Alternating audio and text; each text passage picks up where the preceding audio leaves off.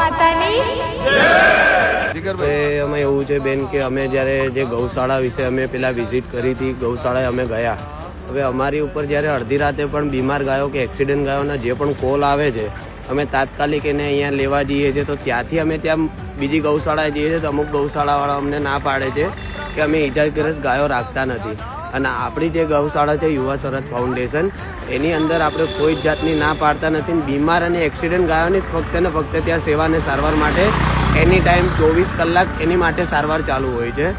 બીજી વસ્તુ કે જ્યારે અમે બિઝનેસ ચાલુ કરવાની ગણતરી કરી કે શ્રીરામ પતંગ ભંડાર, તો આ બિઝનેસ અમે ગૌશાળાના લાભાર્થી અમે કર્યો. તો એનું રીઝન છે કે તમારી ત્યાં જે ગૌશાળા છે ત્યાં કોઈ ફંડ ને એવું કોઈ જાતનું ભાડું કે એવું કંઈ આપણે લેતા નથી. કોઈ પણ ગાય મૂકવા આવે તો આપણે એવું એને નથી કહેતા કે ભાઈ તમારે 5,000 રૂપિયા ઘાસચારા નિમિત્તે લખાવવા પડશે કે 1,000 રૂપિયા લખાવવા પડશે કે તમારે અહીંયા ભાડું આપવું પડશે. આપણે ફક્ત ને ફક્ત સેવા કરો છો. જેથી કરીને અમે જોયું કે કોઈ પણ જગ્યાએ બહારગામથી કે ગાય ગમે ત્યારે પણ ગાય આવે છે તો તમે પોતે તમારા ખીચામાંથી કે તમારા ઘરેથી તમે એને ભાડું રૂપે પૈસા આપો છો.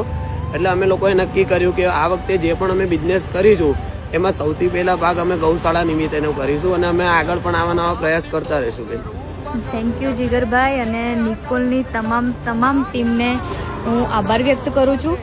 આવો નવો સાથ સહકાર આપતા રહેજો. ગૌ માતાની